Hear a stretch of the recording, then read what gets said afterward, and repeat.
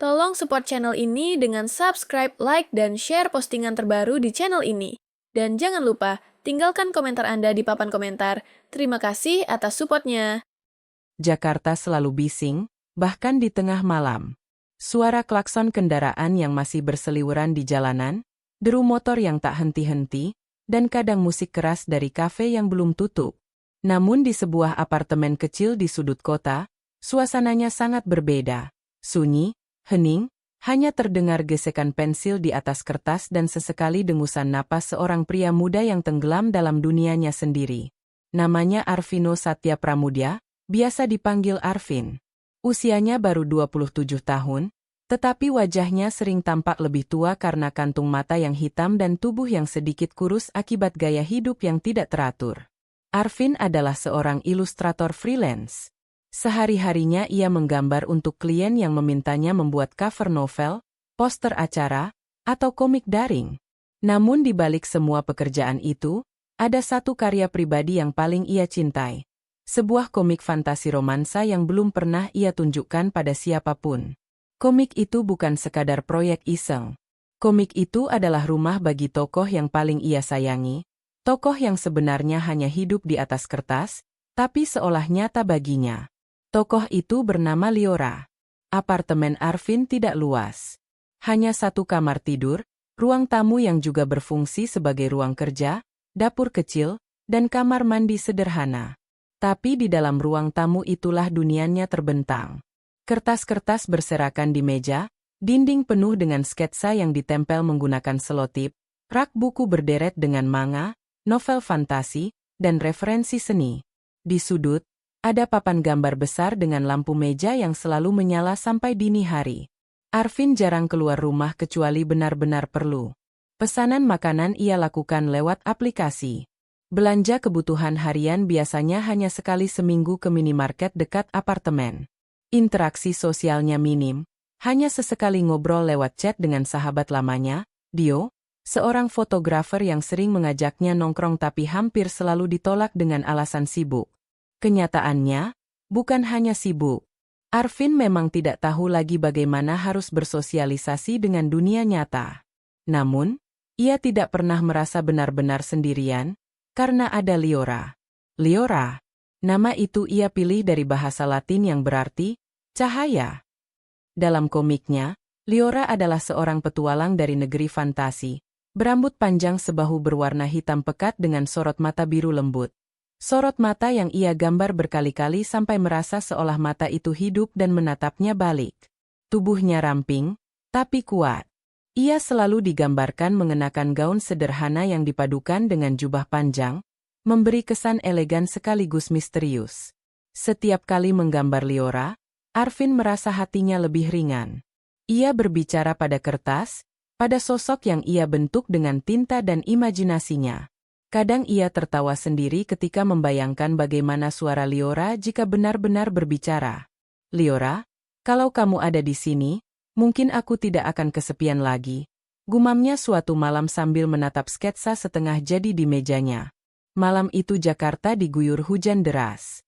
Suara gemuruh hujan menabrak kaca jendela apartemen, sesekali disertai petir yang menyambar terang. Arvin duduk di kursi kerjanya, tubuhnya sedikit membungkuk, jemarinya lincah menggoreskan pena tinta di atas kertas. Ia sedang menyelesaikan panel penting. Adegan Liora berdiri di tebing, menantang badai dengan wajah penuh keberanian. Tinta hitam yang ia gunakan sedikit menetes, membentuk noda. Arvin mengerutkan kening, lalu tersenyum tipis. Hujan di luar, hujan di kertas, cocok sekali, ucapnya lirih. Lampu meja berkelip sebentar ketika petir menyambar. Cahaya putih membelah langit di luar jendela, membuat seluruh ruangan terang sesaat. Saat itu juga, sesuatu yang aneh terjadi. Sketsa Liora di kertas mulai bergetar halus, seolah tinta hidup dan berdenyut. Arvin terperanjat, matanya melebar, tangannya gemetar memegang pena. Ia mengucek matanya, berpikir itu hanya halusinasi akibat terlalu lelah. Tapi tidak. Tinta di kertas benar-benar bergerak, membentuk pusaran samar. Apa yang? Arvin bahkan tidak sempat menyelesaikan kalimatnya ketika kilat kembali menyambar. Cahaya putih menyilaukan memenuhi ruangan, dan saat redup, di hadapan Arvin, berdiri seorang perempuan. Rambutnya hitam berkilau, panjang tergerai hingga punggung. Matanya biru teduh, persis seperti yang digambar Arvin. Kulitnya pucat, gaun sederhana terpasang di tubuhnya, sama persis dengan sketsa terakhir yang ia buat. Arvin terdiam. Nafasnya tercekat. Ia ingin percaya ini hanya mimpi. Perempuan itu menatap sekeliling dengan mata kebingungan, lalu pandangannya berhenti pada Arvin. Bibirnya bergerak, suara yang selama ini hanya ada di kepalanya kini terdengar nyata. Kau yang menggambarku. Arvin membeku di kursinya. Tidak ada jawaban. Hanya jantungnya yang berdetak keras, seolah ingin meloncat keluar dari dadanya. Aku, Liora. Arvin hampir jatuh dari kursinya. Tidak mungkin, bisiknya. Perempuan itu mendekat. Langkahnya ringan, hampir tak terdengar di lantai kayu apartemen. Aku tidak tahu bagaimana bisa berada di sini. Tapi, aku tahu wajahmu. Kau yang selalu kulihat, dari balik kertas itu. Arvin mencubit lengannya sendiri keras-keras. Sakit. Jadi ini bukan mimpi. Pikirannya berputar. Logika, sains, realitas, semuanya berantakan. Ia seorang ilustrator biasa, bukan penyihir. Bagaimana mungkin gambar di kertas bisa hidup? Namun, di hadapannya, Liora berdiri nyata. Matanya biru, kulitnya hangat. Ia bahkan bisa merasakan aroma samar seperti wangi tinta bercampur bunga liar dari tubuhnya. Apa kau sungguhan? Suara Arvin bergetar. Liora tersenyum tipis, senyum yang selama ini hanya ia bayangkan. Jika aku tidak sungguhan, bagaimana aku bisa menyentuhmu? Ia mengulurkan tangan, menyentuh jemari Arvin yang dingin karena gugup. Sentuhan itu nyata, hangat. Arvin terdiam. Tubuhnya gemetar. Rasa takut dan kagum bercampur jadi satu. Mereka duduk berhadapan di lantai. Hujan masih deras di luar, tetapi di dalam apartemen, suasananya berubah menjadi hening penuh keajaiban. Arvin mencoba menjelaskan tentang dunia nyata, tentang Jakarta, tentang siapa dirinya. Liora mendengarkan dengan penuh rasa ingin tahu, matanya berbinar setiap kali mendengar kata-kata baru. Aku merasa seperti bayi yang baru lahir, kata Liora sambil tersenyum. Semuanya asing, tapi aku tidak merasa takut. Karena ada kau. Arvin menatapnya lama, masih sulit percaya. Aku tidak tahu apa yang terjadi. Aku tidak tahu bagaimana kau bisa keluar dari kertas. Tapi, Liora, aku senang kau di sini. Liora menunduk, wajahnya merona. Aku juga, senang akhirnya bisa melihatmu, bukan hanya dari balik garis tinta. Malam itu mereka terus berbicara. Tentang dunia komik yang Arvin buat, tentang petualangan yang seharusnya dijalani Liora, tentang kesepian Arvin yang selama ini hanya terisi oleh bayangan. Di luar, hujan tak kunjung reda. Tapi di dalam apartemen kecil itu, untuk pertama kalinya sejak bertahun-tahun, Arvin tidak merasa sendirian. Ia punya seseorang. Seseorang yang selama ini hanya ada di kertas, kini nyata, duduk di hadapannya, dan menatapnya dengan tatapan penuh kehidupan. Matahari pagi perlahan menembus celah tirai apartemen kecil Arvin. Udara masih terasa lembab setelah hujan deras semalam. Biasanya, pagi hari adalah waktu yang membosankan baginya, bangun dengan kepala berat, sarapan seadanya, lalu menatap layar kosong atau kertas putih untuk mencari inspirasi. Namun pagi ini berbeda. Saat membuka mata, Arvin hampir lupa dengan apa yang terjadi semalam. Ia mengira semua yang dialaminya hanyalah mimpi gila akibat kelelahan. Tapi ketika menoleh ke samping, napasnya tercekat. Di sana, di atas karpet ruang tamu, seorang perempuan berambut hitam panjang terbaring dengan tenang. Gaun sederhana membungkus tubuhnya, wajahnya terlihat begitu damai seolah sedang tidur nyenyak. Liora. Arvin menutup wajahnya dengan kedua tangan, mencoba mencerna kenyataan.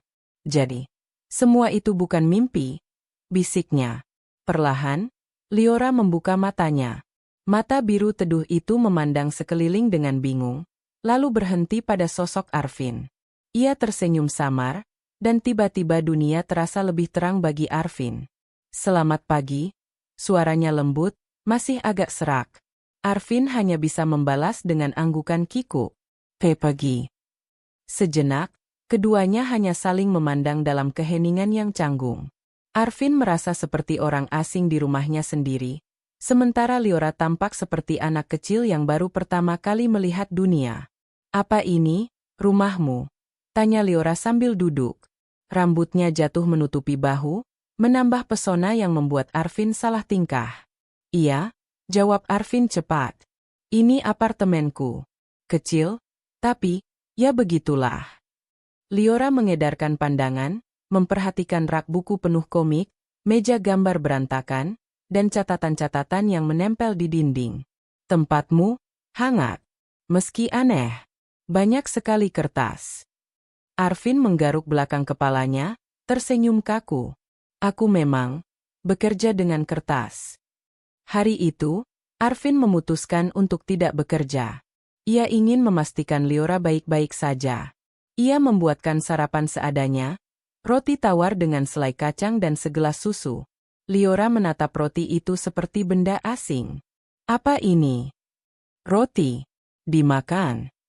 Arvin menunjukkan caranya, menggigit roti dan mengunyah. Liora menirunya dengan hati-hati. Saat gigitannya pertama, matanya melebar. Rasanya manis dan lembut. Ia tersenyum puas. Aku suka. Arvin tertawa kecil, untuk pertama kalinya setelah sekian lama. Kalau begitu, makanlah. Sepanjang hari, Arvin mengenalkan hal-hal sederhana pada Liora. Remote TV, lampu, ponsel, bahkan air dari keran. Semua membuat Liora kagum. Aku merasa seperti berada di dunia sihir, ucapnya sambil menyentuh layar ponsel yang menyala. Semua benda di sini hidup. Arvin tersenyum tipis. Dunia ini memang penuh hal aneh, tapi tidak semuanya indah. Menjelang sore, Arvin menyadari sesuatu.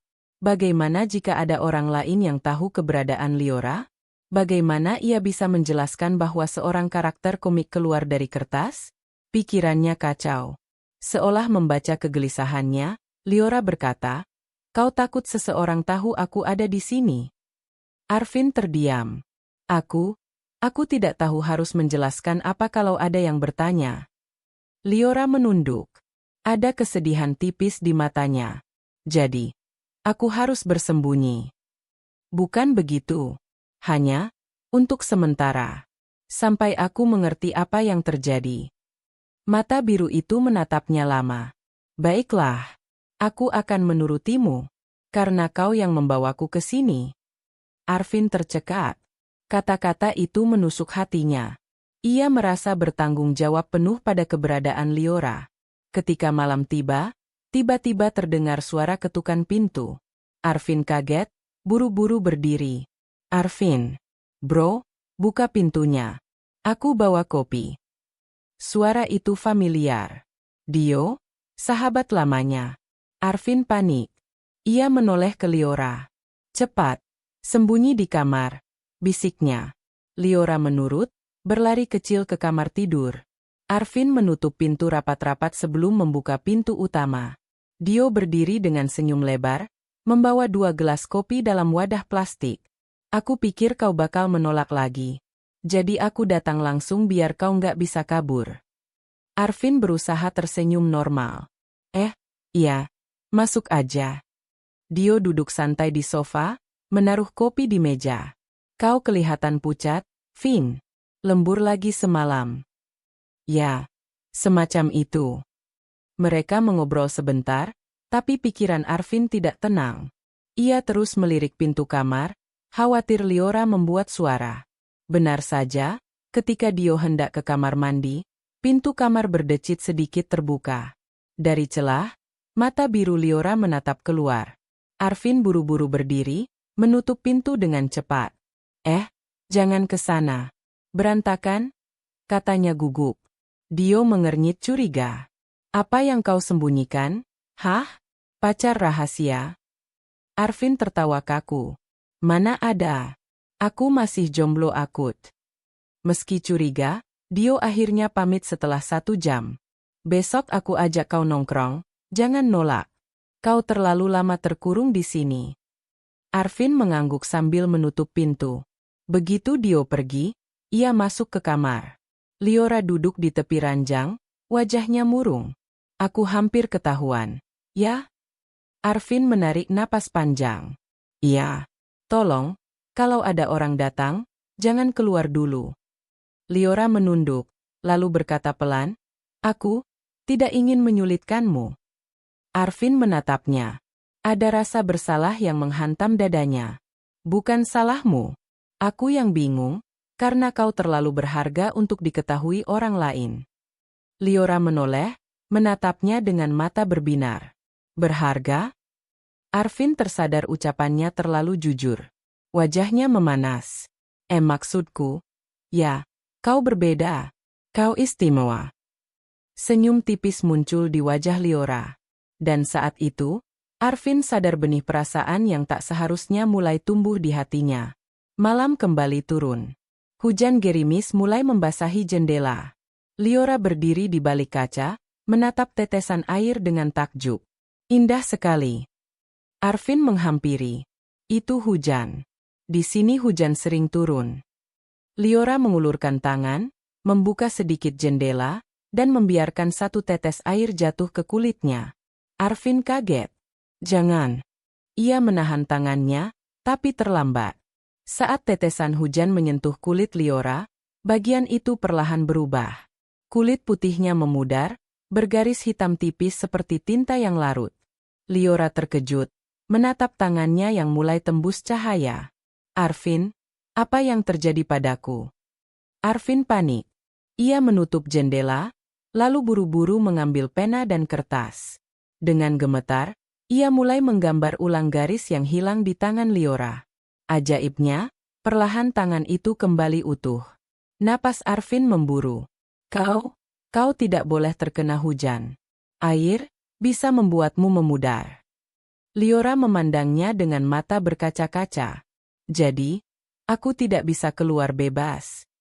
Arvin menggenggam tangannya erat. Aku tidak akan membiarkanmu hilang. Kita akan cari cara. Aku janji. Malam itu, keduanya terdiam lama. Hujan terus turun di luar, sementara di dalam apartemen, lahirlah sebuah ikatan baru. Ikatan antara pencipta dan ciptaannya, antara kesepian dan harapan. Di dalam hati Arvin, sebuah perasaan tumbuh semakin kuat. Ketakutan kehilangan sekaligus kerinduan untuk selalu dekat dengan Liora. Dan di dalam hati Liora, mulai muncul keyakinan. Ia tidak lagi sekadar sosok dari tinta.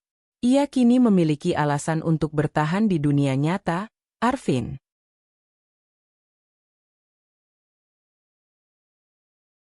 Jakarta kembali diliputi mendung. Awan kelabu menggantung berat di atas kota, seolah menandakan sesuatu yang buruk akan datang. Di apartemen kecil lantai 13, Arvin duduk di kursi meja gambarnya, menatap kosong pada kertas putih. Biasanya, ia bisa larut dalam garis-garis tinta. Tapi sekarang, pikirannya tidak tenang. Di belakangnya, Liora sedang duduk di sofa, memeluk bantal. Rambut hitamnya terurai, matanya menatap hujan yang mulai turun pelan di luar jendela. Setiap kali tetes air itu membentur kaca, Arvin merasa jantungnya terhimpit. Sejak kejadian malam itu, saat Liora hampir lenyap karena satu tetes hujan, hidup Arvin berubah menjadi penuh kewaspadaan.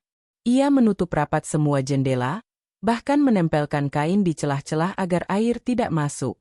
Ia juga membeli payung dan jas hujan khusus, meski Liora belum pernah keluar lagi sejak itu. Namun ada satu hal yang tidak bisa ia tutupi, rasa takut. Arvin, suara Liora lembut memecah keheningan. Arvin menoleh. Ya, aku ingin merasakan hujan lagi. Napas Arvin tercekat. Tidak mungkin. Kau tahu itu berbahaya. Tapi, aku lahir dari tinta, dari kertas.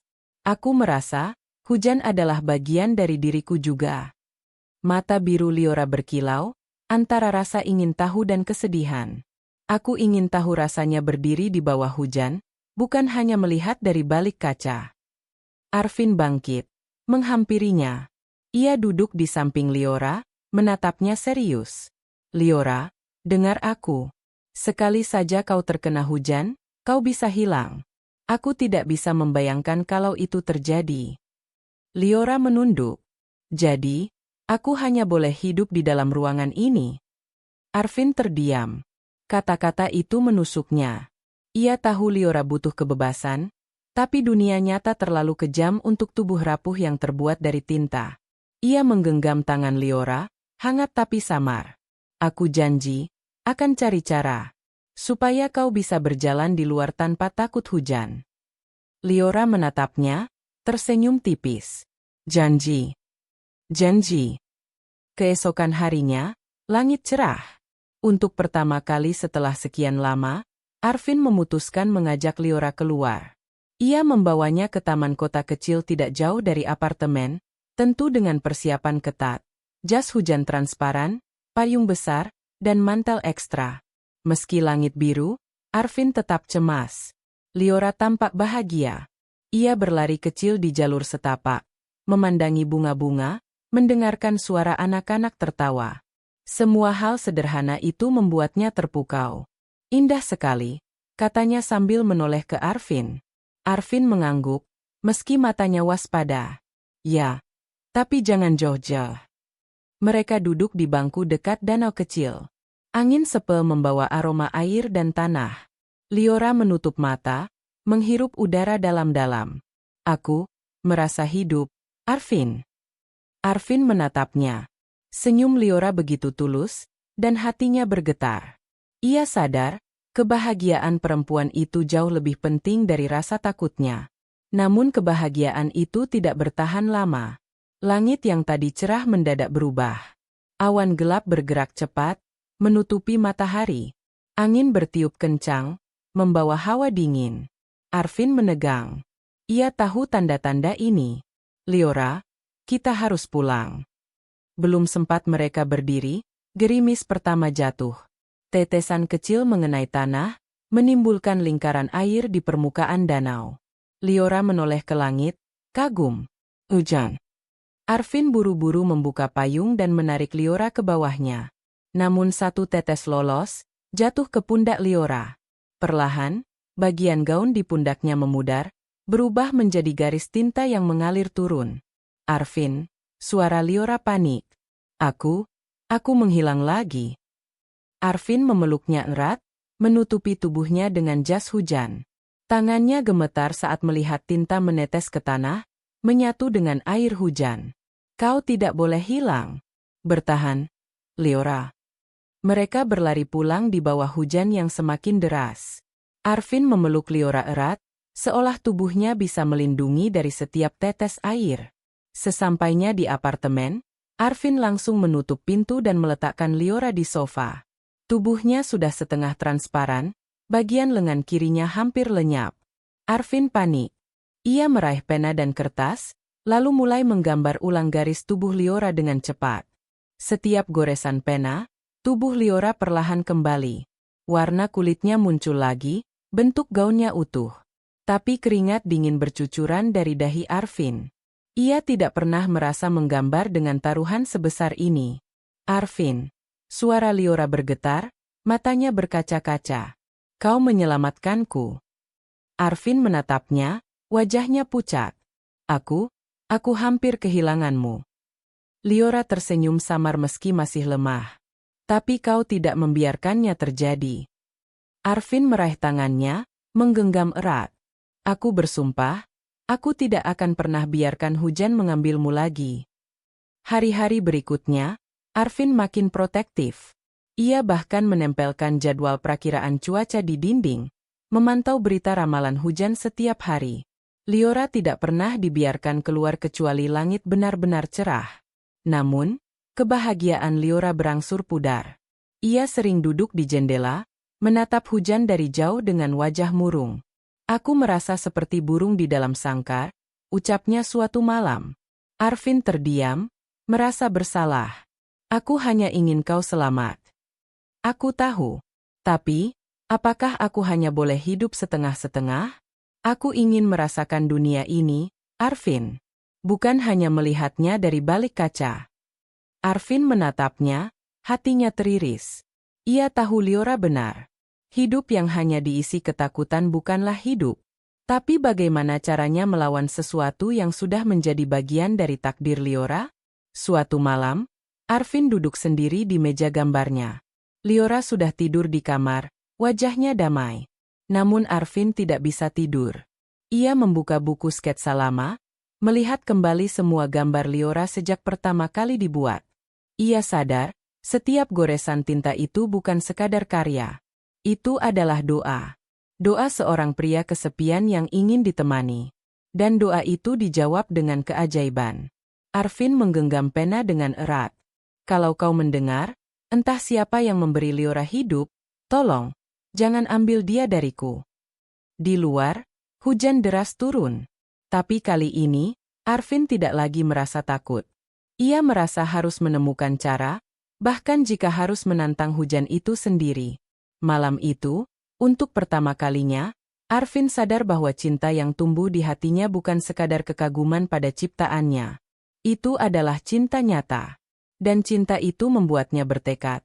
Ia akan mencari jalan agar Liora bisa benar-benar hidup, bukan hanya bayangan tinta yang selalu terancam hilang. Malam Jakarta kembali ramai dengan lampu-lampu jalan yang berkilau, suara kendaraan yang tak ada henti, dan orang-orang yang sibuk dengan dunianya masing-masing. Tapi di apartemen kecil Arvin, dunia seolah berjalan dengan ritme berbeda. Di dalam kamar kerja, Arvin duduk membungkuk di atas meja, menggambar. Bukan menggambar untuk klien, bukan juga untuk proyek komik daring, tapi menggambar untuk menjaga Liora.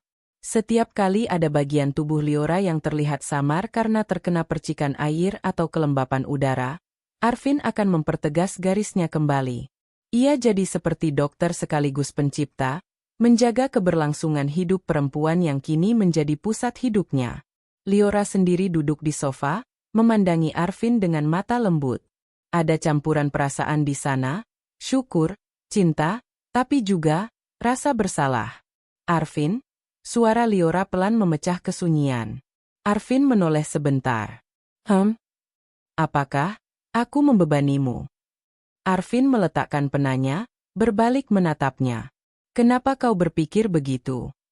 Liora menunduk, jemarinya meremas bantal kecil di pangkuan. Sejak aku ada di sini, kau selalu cemas.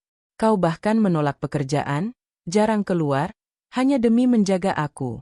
Aku merasa, seolah aku menarikmu keluar dari hidup normalmu. Arvin terdiam. Kata-kata Liora memang benar. Mira, editornya, sudah berkali-kali menegur karena Arvin melewatkan deadline. Dio pun sering protes karena Arvin jarang nongkrong. Semua itu karena ia sibuk menghabiskan waktunya bersama Liora. Tapi Arvin menggeleng mantap. Liora, dengarkan aku. Sebelum kau datang, hidupku kosong. Aku hanya bekerja, makan, tidur, lalu mengulanginya lagi. Aku tidak punya alasan untuk benar-benar hidup. Tapi sekarang berbeda. Aku punya alasan. Kau alasannya. Liora menatapnya, matanya berkilau. Senyum samar terukir di wajahnya. Kau selalu tahu cara membuatku merasa berarti. Arvin tersenyum tipis, meski di hatinya ada keraguan kecil yang tak bisa ia abaikan. Sampai kapan ia bisa mempertahankan ini semua? Keesokan harinya, ponsel Arvin berdering. Nama Mira Anindya muncul di layar. Dengan ragu, ia mengangkat. Halo, Mia. Arvin. Akhirnya kau angkat juga. Kau tahu sudah berapa lama aku menunggu kabar darimu? Suara Mira terdengar tegas, tapi ada nada khawatir. Maaf, aku sibuk. Sibuk? Kau sudah melewatkan 2 deadline. Editor utama marah besar. Kalau begini terus, kau bisa kehilangan kontrak. Arvin mengusap wajahnya. Aku akan coba kejar. Aku janji. Hening sejenak di seberang.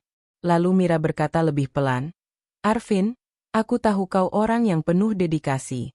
Tapi akhir-akhir ini, ada apa denganmu? Kau seperti orang lain. Ada sesuatu yang kau sembunyikan. Arvin tercekat. Pandangannya melirik ke arah Liora yang sedang duduk di sudut ruangan, mendengarkan. Tidak ada apa-apa, jawab Arvin cepat. Aku hanya butuh waktu. Mira menghela napas. Baiklah. Tapi jangan sampai kau menyesal, Arvin. Dunia nyata tidak bisa kau abaikan hanya karena imajinasi. Kalimat terakhir itu menusuk. Arvin terdiam lama setelah telepon ditutup. Liora menghampiri, wajahnya penuh tanya. Apa yang dia katakan? Arvin memaksa tersenyum. Tidak ada. Hanya soal pekerjaan. Namun di dalam hati, ia tahu Mira tidak sepenuhnya salah. Sore itu, Dio datang tanpa pemberitahuan. Seperti biasa, ia membawa kopi dan ekspresi ceria. Bro, kau masih hidup, kan? Jangan-jangan sudah jadi zombie karena kebanyakan lembur. Arvin terkekeh, meski canggung. Aku baik-baik saja. Dio duduk, menatapnya dengan serius. Arvin, aku nggak tahu apa yang kau lakukan akhir-akhir ini. Tapi aku bisa lihat, kau berubah. Kau kelihatan bahagia, tapi juga rapuh. Ada apa? Arvin hendak mengalihkan pembicaraan, tapi Dio menatapnya tajam. Kau tahu, sejak SMA aku sudah mengerti sifatmu. Kau selalu tenggelam dalam dunia imajinasi. Tapi jangan sampai imajinasi itu membuatmu kehilangan dunia nyata. Orang-orang yang peduli padamu, kami ada di sini. Arvin terdiam, hatinya bergejolak. Ia ingin jujur, ingin berteriak bahwa imajinasinya kini hidup nyata di hadapannya. Tapi siapa yang akan percaya? Terima kasih, Dio. Aku akan ingat kata-katamu. Dio menepuk pundaknya. Ingat, bro. Dunia nyata itu memang keras, tapi disitulah kita benar-benar hidup.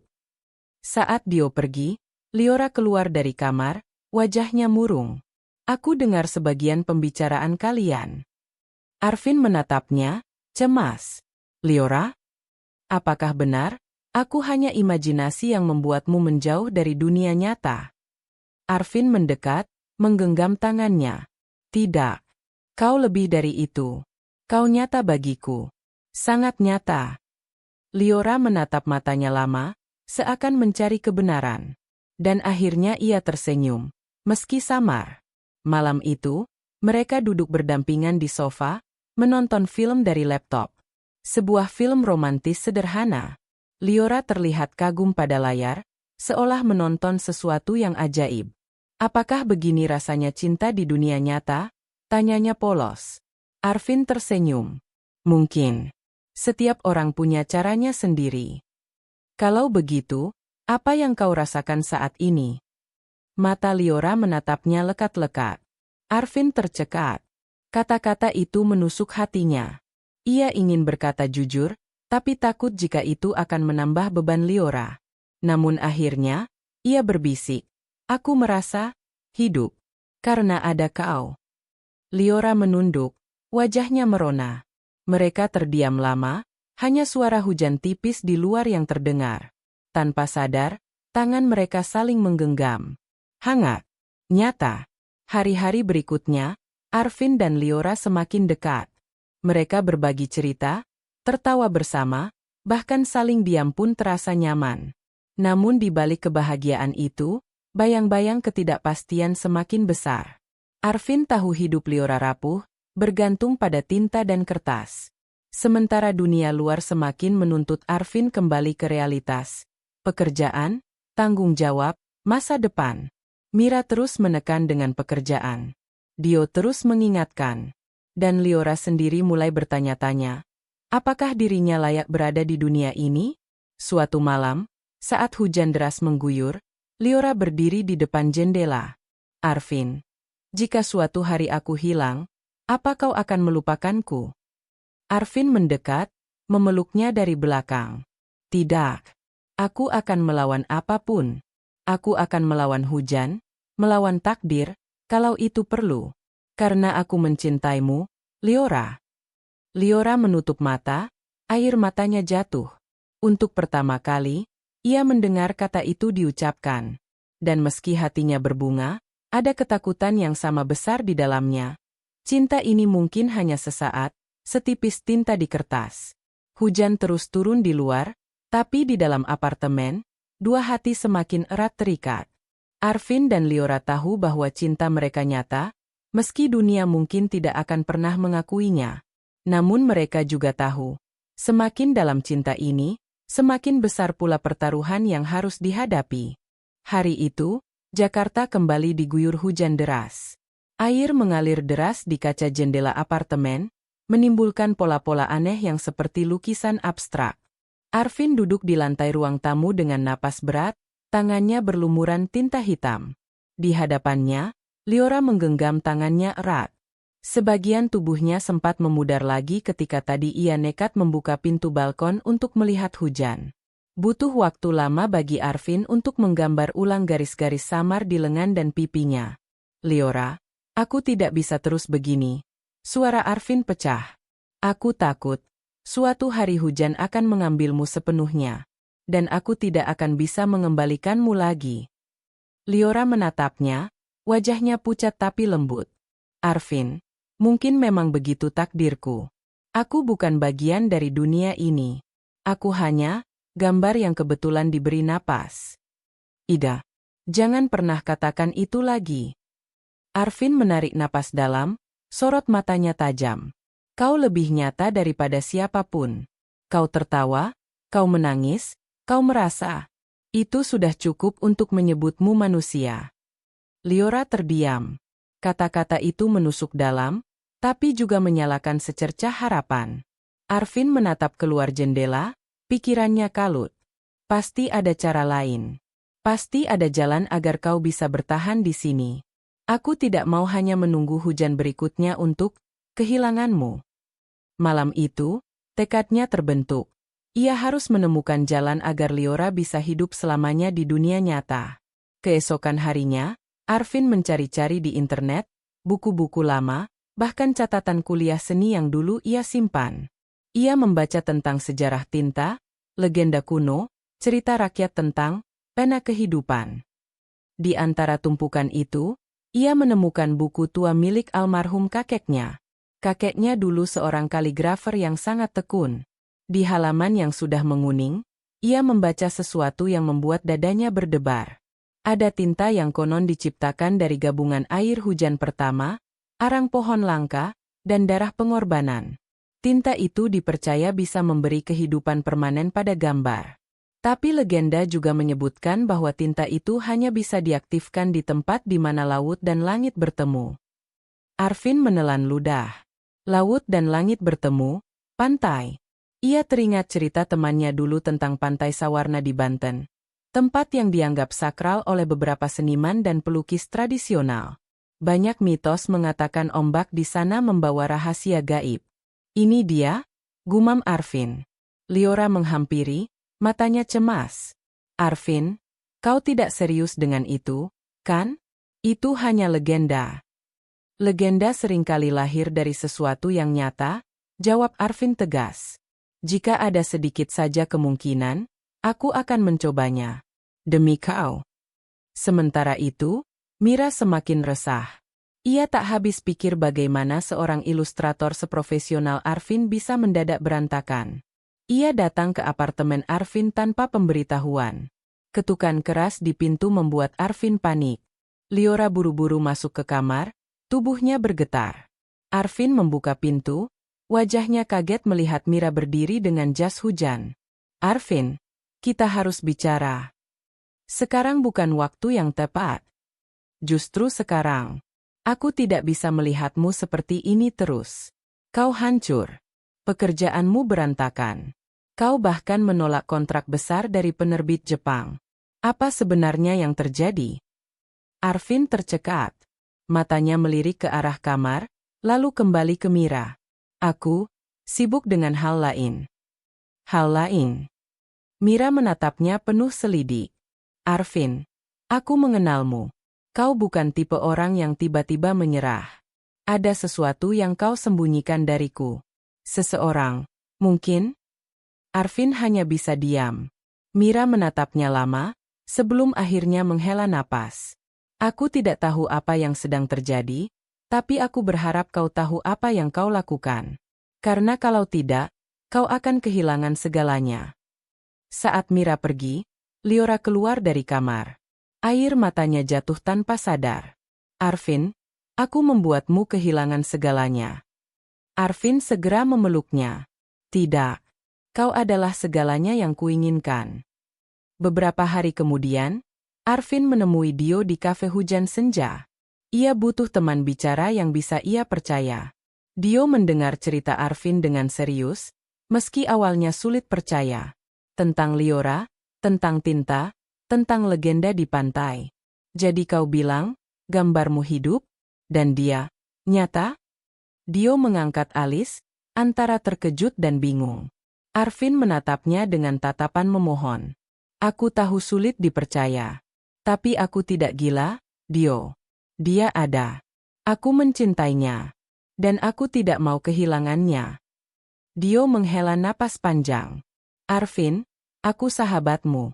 Aku tidak bisa menilai. Tapi kalau benar semua ini nyata, maka ya, kau harus lakukan sesuatu. Hidup ini bukan hanya soal logika. Kadang kita harus percaya pada hal yang tidak bisa dijelaskan. Arvin tersenyum samar. Jadi, kau percaya padaku? Dio menepuk bahunya. Aku percaya padamu. Kalau kau yakin ini jalanmu, aku akan menemanimu. Kau tidak sendiri. Arvin menahan haru. Untuk pertama kali, ia merasa tidak sendirian dalam perjuangannya. Beberapa hari kemudian, Arvin dan Liora berangkat menuju Pantai Sawarna. Dio ikut menemani, meski masih banyak pertanyaan di kepalanya. Perjalanan panjang dari Jakarta mereka tempuh dengan mobil sewaan. Liora duduk di kursi belakang, mengenakan jaket tebal dan topi lebar untuk menyamarkan diri. Ia tak bisa terlalu lama terpapar cahaya terang, karena membuat tubuhnya mudah memudar. Di sepanjang perjalanan, Liora menatap jalanan dengan mata penuh rasa ingin tahu. Jadi, ini yang disebut perjalanan jauh? Semua terlihat begitu luas. Arvin menoleh, tersenyum. Ya, dan kita akan ke tempat di mana laut dan langit bertemu. Di sana, mungkin kita bisa menemukan jawaban. Dio yang menyetir melirik dari kaca spion. Ia sempat melihat bayangan Liora yang samar, seolah tubuhnya tembus cahaya. Bulu kuduknya merinding, tapi ia tetap diam. Dalam hati, ia berbisik, Arvin, aku harap kau tidak salah langkah. Karena kalau iya, ini bukan hanya soal cinta, tapi juga soal hidup dan mati. Mereka tiba di Pantai Sawarna menjelang senja. Ombak besar bergulung, suara deburannya seakan memanggil jiwa-jiwa yang datang dengan harapan. Arvin dan Liora berdiri di tepi pantai, angin laut menerpa wajah mereka. Liora menutup mata, merasakan semilirnya. Indah sekali, aku ingin bisa tinggal di sini selamanya. Arvin menggenggam tangannya. Itulah yang akan kita usahakan. Aku tidak akan menyerah. Dio menyiapkan tenda kecil untuk bermalam. Malam itu, mereka duduk mengelilingi api unggun. Langit dipenuhi bintang, jauh lebih banyak dari yang pernah dilihat Arvin di kota. Besok kita akan mencoba, kata Arvin sambil menatap api. Aku tidak tahu apa yang akan terjadi, tapi aku siap mempertaruhkan segalanya. Liora menunduk, air matanya jatuh. Arvin, apa kau tidak takut? Aku takut. Tapi aku lebih takut kehilanganmu. Mereka saling berpandangan. Untuk pertama kali, Liora merasakan hatinya begitu penuh. Cinta, harapan, dan ketakutan bercampur jadi satu. Malam semakin larut. Ombak terus berdebur, seolah menunggu sesuatu. Arvin tahu, besok akan menjadi titik balik hidupnya. Antara berhasil mengikat Liora selamanya di dunia nyata, atau kehilangan segalanya. Di sampingnya, Liora bersandar di bahunya, berbisik pelan. Terima kasih sudah memperjuangkanku, Arvin. Arvin mengecup keningnya, matanya berkaca-kaca. Aku tidak akan berhenti sampai kau benar-benar nyata. Di bawah langit penuh bintang, cinta mereka semakin kokoh, meski esok hari akan menjadi ujian terbesar yang pernah mereka hadapi. Pagi di Pantai Sawarna datang dengan cahaya keemasan. Matahari baru saja muncul dari balik cakrawala, memantulkan sinar indah di atas ombak yang bergulung. Suara burung laut terdengar sayup, dan angin asin menerpa wajah Arvin yang berdiri di tepi pantai. Ia menatap ke laut dengan mata yang tak berkedip. Semalam, ia hampir tak tidur sama sekali. Pikirannya dipenuhi bayangan, legenda tinta magis, kemungkinan gagal, dan wajah Liora yang samar-samar bersinar dalam cahaya api unggun. Liora datang menghampiri, kakinya menjejak pasir lembut. Rambut panjangnya tergerai, tertiup angin laut. Sekilas, ia tampak begitu nyata, terlalu nyata untuk disebut sekadar gambar. Arvin, suaranya lembut, hampir tenggelam oleh deburan ombak. Arvin menoleh, tersenyum tipis. Kau sudah bangun? Tidurmu nyenyak? Liora mengangguk, meski senyumnya getir. Aku mimpi tentang hujan yang jatuh tanpa henti. Aku berlari, berusaha melindungi diriku, tapi tubuhku perlahan hilang. Dan kau berteriak, berusaha menggambar ulang aku, tapi tak bisa. Arvin menggenggam tangannya erat. Itu hanya mimpi. Hari ini, kita akan menemukan jalan agar mimpi itu tidak pernah jadi nyata. Liora menatapnya, hatinya diliputi rasa takut bercampur harapan. Ia ingin percaya pada Arvin, tapi ia juga tahu, badai bisa datang kapan saja. Dio yang baru keluar dari tenda mendekat, membawa kamera di tangannya. Pagi, bro. Pagi, Liora. Wah, pemandangan di sini gila banget. Kalau fotonya sampai viral, orang pasti nggak percaya tempat kayak gini nyata. Ia lalu mengarahkan kameranya ke arah laut. Namun tiba-tiba, wajahnya berubah. Aneh, lihat itu, katanya. Arvin dan Liora menoleh. Di kejauhan, langit di atas laut tampak lebih gelap, awan hitam menggumpal meski matahari baru saja terbit. Ombak juga mulai naik lebih tinggi dari biasanya. Badai? Arvin berbisik. Dio mengangguk pelan. Kelihatannya iya. Dan cepat sekali datangnya. Liora menggenggam lengan Arvin, tubuhnya bergetar. Arvin, aku takut. Arvin menatap awan gelap itu, rahangnya mengeras. Kalau memang badai datang, maka inilah ujian kita. Siang itu, mereka menunggu di tepi karang. Arvin membawa buku gambar tua dan pena khusus peninggalan kakeknya. Dalam hati, ia percaya alat itu yang bisa memanggil kekuatan tinta magis. Deburan ombak semakin keras.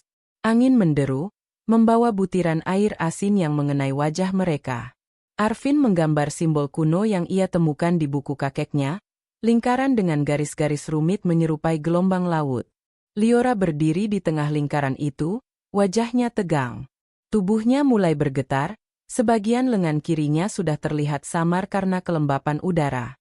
Arvin, serunya panik. Arvin menggambar lebih cepat, tangannya gemetar. Bertahanlah, Liora. Aku hampir selesai. Tiba-tiba, petir menyambar lautan, menyilaukan mata mereka. Hujan mulai turun deras. Tetesan pertama yang mengenai Liora membuat sebagian tubuhnya langsung memudar. Ia menjerit, tubuhnya separuh transparan. Arvin, aku hilang. Arvin panik. Pena di tangannya patah karena tekanan terlalu keras. Tidak bisa seperti ini. Tanpa pikir panjang, Arvin menusukkan jarinya ke batu tajam di sampingnya. Darah merah segar mengalir. Ia mencelupkan jarinya ke buku, lalu menggambar ulang simbol itu dengan darahnya sendiri. Arvin, jangan, jerit Liora, suaranya hampir lenyap tertiup badai. Arvin menoleh, matanya merah penuh air mata. Kalau ini satu-satunya cara, maka biarlah darahku jadi tintamu. Hujan semakin deras. Ombak menghantam karang, suara alam bercampur dengan jeritan hati manusia. Arvin terus menggambar dengan darahnya, meski tubuhnya mulai lemas. Lingkaran itu bersinar samar, seolah merespons pengorbanannya. Liora berlutut di tengah lingkaran, tubuhnya tinggal setengah transparan. Arvin, hentikan. Aku tidak mau kau mati demi aku. Arvin tersenyum tipis meski bibirnya pucat.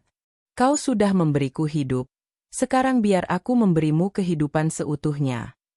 Petir kembali menyambar. Cahaya menyelimuti lingkaran itu. Simbol-simbol berkilau merah, bercampur antara tinta dan darah.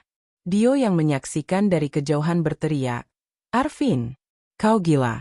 Berhenti." Tapi ia tidak berani mendekat, energi aneh terasa menggetarkan tanah di bawah kakinya. Liora menangis, air matanya bercampur dengan hujan. Ia berusaha keluar dari lingkaran, tapi cahaya menahannya di tempat. "Arvin," jeritnya sekali lagi. Namun Arvin hanya tersenyum. "Aku mencintaimu, Liora." Dan ia menyelesaikan garis terakhir lingkaran dengan tetes darah terakhir dari jarinya. Langit seakan pecah. Petir beruntun menghantam laut, ombak menjulang setinggi pohon kelapa. Hujan turun begitu deras hingga pasir pantai seperti hilang ditelan air. Liora menjerit, tubuhnya bercahaya putih terang. Bagian yang hampir hilang kini mulai kembali terbentuk. Tapi rasa sakit luar biasa terpancar dari wajahnya. "Arvin, aku tidak tahan." Arvin terhuyung, lututnya jatuh ke pasir, tubuhnya penuh luka. Tapi matanya tetap menatap Liora tanpa berkedip. "Bertahanlah, hanya sebentar lagi." Dio berlari mendekat, mencoba menarik Arvin keluar. "Bro, kau akan mati kalau begini." Tapi Arvin menepisnya lemah. "Kalau aku mati, setidaknya dia hidup." Petir terakhir menyambar tepat di atas lingkaran.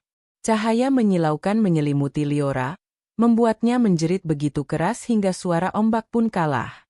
Dan tiba-tiba, semua hening. Hujan berhenti mendadak. Langit yang tadinya hitam kelam perlahan cerah, memperlihatkan sinar matahari sore yang menembus awan. Di tengah lingkaran, Liora terbaring di pasir.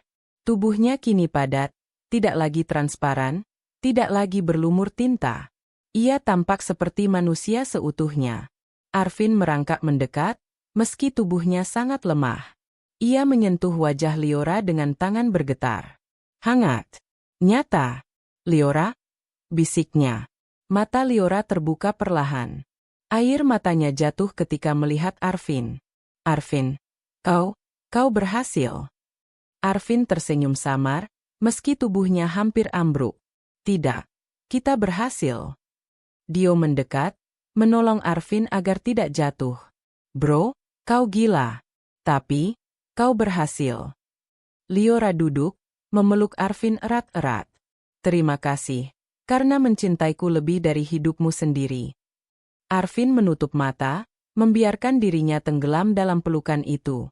Untuk pertama kalinya, ia merasakan kemenangan, cinta yang benar-benar menembus batas antara nyata dan imajinasi. Senja perlahan turun di pantai Sawarna. Ombak kini kembali tenang, angin laut bertiup lembut, seolah memberi restu. Di pasir basah, Arvin dan Liora duduk berdampingan. Liora kini manusia sepenuhnya, tidak lagi takut pada hujan atau tinta. Arvin, meski tubuhnya lemah, merasakan kebahagiaan yang tak pernah ia bayangkan sebelumnya. Dio menatap mereka dari samping, tersenyum lega. "Sepertinya, aku baru saja menyaksikan keajaiban." Arvin meraih tangan Liora, menggenggamnya erat. "Mulai sekarang, kau akan hidup di dunia ini bersamaku." Liora tersenyum, wajahnya bercahaya oleh sinar senja. "Ya, Arvin, bersamamu selamanya." Badai sudah berakhir. Tapi kisah cinta mereka baru saja dimulai. Malam itu, badai yang menggila di pantai Sawarna perlahan mereda. Kilatan petir terakhir menyambar jauh di horizon, lalu hanya tersisa suara ombak yang masih bertenaga, menghempas karang, seolah tak rela berhenti menunjukkan kekuatannya. Angin laut masih membawa sisa rasa asin yang menusuk, dan pasir basah di bawah kaki Arvin terasa berat, menahan setiap langkahnya. Tubuhnya gemetar, bukan hanya karena kedinginan, tetapi karena darah yang menetes dari jarinya, darah yang tadi ia gunakan untuk menggambar garis terakhir penyelamat Liora. Di hadapannya, Liora berdiri dengan tubuh yang kembali utuh. Tidak ada lagi garis tinta yang meleleh, tidak ada lagi cahaya samar yang biasanya muncul setiap kali ia berwujud nyata. Kali ini, ia tampak benar-benar manusia. Rambutnya basah menempel di wajahnya, matanya berkilau dengan air mata yang tertahan. dan bibirnya bergetar ketika ia mencoba mengucap nama yang begitu berarti baginya. Arvin. Suaranya pecah, nyaris tenggelam oleh deburan ombak. Kau benar-benar. Arvin terhuyung, hampir jatuh, tapi Liora segera meraih tubuhnya. Sentuhan itu berbeda. Jika dulu kulit Liora kadang terasa dingin dan ringan, kali ini hangat, penuh kehidupan. Arvin bisa merasakan denyut jantungnya, bisa merasakan ketegasan tangannya yang menggenggam lengan dengan kuat. Aku nyata, Arvin. Aku sungguh ada. Liora menangis, memeluknya erat. Air mata bercampur hujan menetes di bahunya, tapi tak ada tanda tubuhnya memudar. Ia tetap kokoh, tetap manusia. Arvin menutup mata, menghirup dalam-dalam aroma asin laut bercampur wangi tubuh Liora yang hangat. Aku sudah siap kehilanganmu malam ini, bisiknya dengan suara serak. Tapi kalau kau benar-benar akan tinggal bersamaku, aku tak akan pernah melepaskanmu lagi. Liora mengangguk sambil terisak. Dan aku tak akan pernah kembali ke kertas lagi. Aku milikmu, Arvin. Selamanya. Pagi menyapa dengan cahaya emas yang memantul di permukaan laut. Pantai Sawarna, yang semalam dihantam badai, kini berkilau seperti hamparan perhiasan alam. Burung camar berterbangan rendah, meninggalkan jejak bayangan di pasir. Angin membawa aroma segar, seolah dunia ingin memberi ucapan selamat pada kelahiran baru seorang perempuan. Bukan lagi dari tinta, tapi dari kehidupan sejati. Dio datang berlari dari kejauhan. Pakaian dan rambutnya masih basah karena semalam ikut melindungi Arvin dan Liora di tengah badai. Astaga, kalian! Ia terengah-engah, lalu matanya membesar melihat Liora berdiri tegak, wajahnya penuh warna, bukan samar seperti sebelumnya. Jangan bilang, dia benar-benar. Arvin menoleh ke sahabatnya dengan senyum lelah namun tulus. Dia nyata, Dio. Liora sudah bukan sekadar gambar lagi. Dia benar-benar hidup. Dio terdiam beberapa detik, mencoba mencerna keajaiban di hadapannya. Kemudian ia tertawa kencang, menepuk bahu Arvin. Kau gila, Ving. Kau benar-benar gila. Tapi, ia menatap Liora, lalu menundukkan kepala hormat dengan tulus. Aku bersyukur kau ada, Liora. Selamat datang di dunia kami. Liora tersenyum. Wajahnya bersinar diterpa sinar matahari pagi. Terima kasih, Dio. Dunia ini indah, meski penuh hujan dan badai. Tapi aku ingin menjalaninya bersama Arvin. Beberapa bulan kemudian, di pantai yang sama, upacara sederhana digelar. Tak ada gaun mewah, tak ada gedung megah, hanya pasir putih, ombak tenang, dan langit biru luas sebagai atap. Dio yang sejak awal menjadi saksi perjalanan mereka berdiri di depan, berperan sebagai penghulu sekaligus sahabat sejati. Arvin mengenakan kemeja putih sederhana, rambutnya sedikit berantakan tapi wajahnya bersinar penuh kebahagiaan. Di sampingnya, Liora memakai gaun putih sederhana dengan pita biru laut di pinggang. Rambutnya dibiarkan tergerai, dihiasi bunga kamboja putih yang Dio petik pagi itu. Ketika janji pernikahan diucapkan, suara mereka berpadu dengan gemuruh ombak. Arvin menggenggam tangan Liora dengan erat. Aku berjanji akan mencintaimu, dalam hujan maupun terang, dalam badai maupun ketenangan. Liora tersenyum, matanya berkilau menahan haru.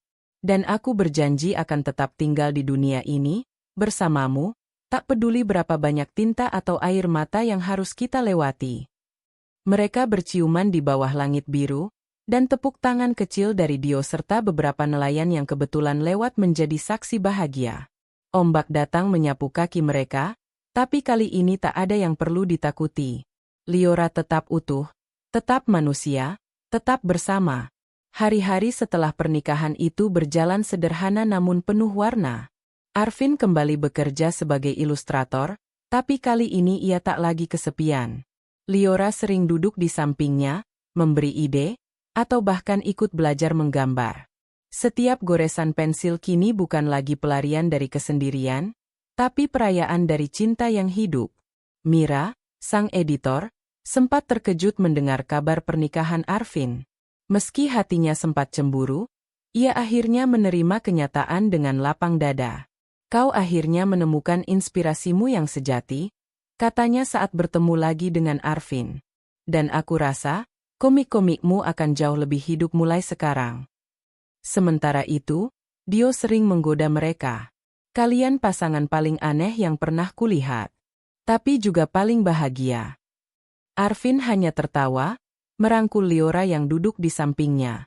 Karena cinta itu memang aneh, Dio. Tapi justru itu yang membuatnya berharga. Dan setiap kali hujan turun, Arvin dan Liora kini tak lagi takut. Mereka akan berdiri bersama di balkon apartemen, membiarkan tetes air menyentuh wajah mereka. Hujan bukan lagi musuh, melainkan saksi dari perjuangan cinta mereka. Cinta Arvin dan Liora adalah kisah tentang kesepian yang menemukan pelengkapnya, tentang tinta yang menjadi kehidupan, tentang hujan yang berubah dari ancaman menjadi berkah. Mereka membuktikan bahwa meski waktu, alam, dan logika menentang, cinta sejati selalu menemukan jalannya. Dan di antara ribuan butir hujan yang jatuh dari langit Jakarta, ada sepasang jiwa yang saling menggenggam erat, berjanji tak akan pernah melepaskan satu sama lain.